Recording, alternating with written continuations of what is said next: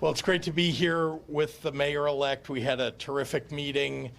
I want to be clear to everybody that we share a lot in common, our desire to lift up the people of the city of Chicago, to make sure we're addressing the most urgent issues and growing the economy of the city, because that helps grow the economy of the state of Illinois. So job creation and entrepreneurship, small businesses, and making sure that we're creating an avenue for success for everybody in our city. So with that, I'll turn it over to the mayor-elect. Thank you, Governor. And as the governor indicated, that the level of compassion as well as collaboration and the ability to demonstrate competence, these are all dynamics that we share. The city of Chicago, of course, is an amazing place to raise a family and bringing people together. Those who want to see our city divided, today is a very clear day and an indication those are the politics of old. And so I'm grateful that the governor has certainly re-emphasized his commitment to make sure that the city of Chicago maintains its status as a world-class city by investing in the neighborhoods that, quite frankly, have been short for too long. And so I'm very much impressed by the governor's compassion and love, and it's great to have a real partner to not only rebuild our city, but to make sure that individuals who wish to be small business owners and larger corporations can actually have a city that works and an entire body of government at every single level that's willing to work together. So thank you very much. Happy to take any questions from members of the media. Governor, was the mayor-elect's tax plan that he campaigned on, was that discussed, and are there any elements of that tax plan you would not support? We did not discuss that in this meeting, and what we did discuss was, of course, making sure that the city of Chicago is able to balance its budget, and the state of Illinois too, and that we share that challenge in common at all times. Are there any elements that you don't support, though, of what was discussed? We did not discuss during this meeting. There are things that I've campaigned on that I think we'll have conversations about that the mayor-elect campaigned on. I just would give the one example that I'll give is that obviously what we all want is a thriving financial services economy in the state and the city, and it's been that way. And I have not stood for a transaction tax because I think it would be easy for those companies and servers to move out of the state. But I do know that the challenge of finding balance between expenditures and revenue is not lost on me. I came into a difficult situation, and I know the mayor-elect similarly wants very much to serve the people of Chicago properly and balance the budget at the same time. Governor, depending on who we talk to, you and the General Assembly may have to sign off on an aviation fuel tax increase that the mayor-elect has proposed. Good idea, bad idea? We haven't talked about any of those issues, but I will say the General Assembly, of course, is in full force. They're in session, and I know that the mayor-elect intends to have dialogue with leaders in the General Assembly to talk about those things and more. Mayor-elect, one of the things Mayor Lightfoot wanted to get done when she first came into office that she didn't get done was the real estate transfer tax. Is that something that you want the legislature to get done this spring? And Governor, is that something that you support? Again, the budget plan that I've proposed, deals with the structural challenges that the city of Chicago has been facing.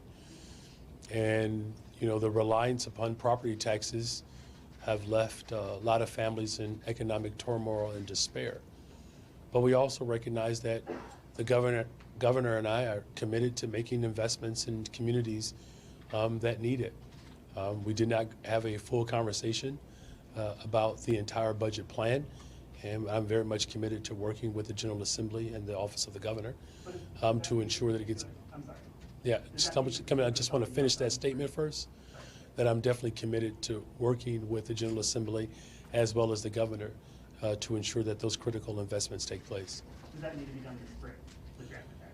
You know, there's certainly an urgency that the city of Chicago has, you know, and we recognize that there is a process in order to get things done. Look, the bottom line is this: the governor and I are committed to not just uniting the city of Chicago, but the state of Illinois. We both are committed to making sure that working people can live and thrive and grow in the city of Chicago. And that's a great day for our state, and certainly a great day for our city. Gentlemen, did you talk about bringing the DNC to Chicago and working together to make that happen? Always happy to talk about that.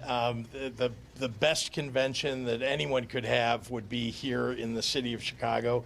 We've worked hard to make sure that we're communicating that to all of the folks at the DNC as well as at the White House.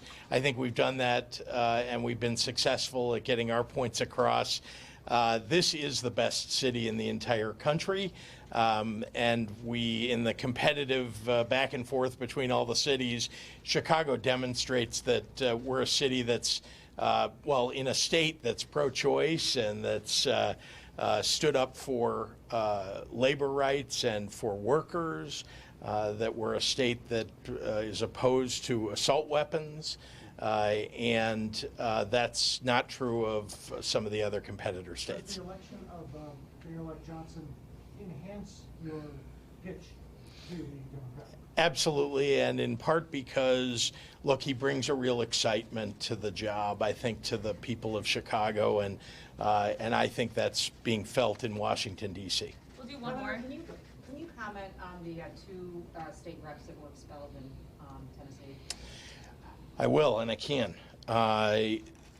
There is a threat to democracy that is occurring all across this nation, and especially in states that are controlled by Republican governors and Republican majority and supermajority legislators.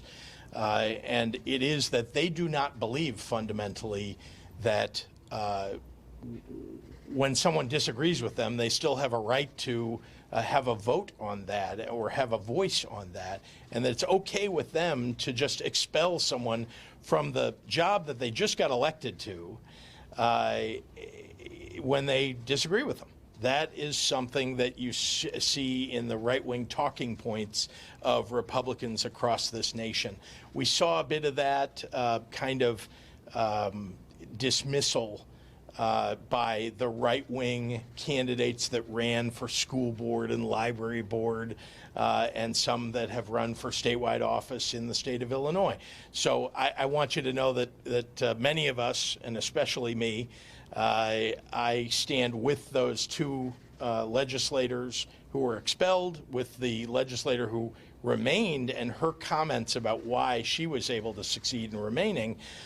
This is a problem across the nation, but Tennessee demonstrated that there is still a tinge of racism that exists in the state of Tennessee, and it was demonstrated there. Republicans in Madison are apparently reportedly talking about impeaching the woman that you made a huge contribution to.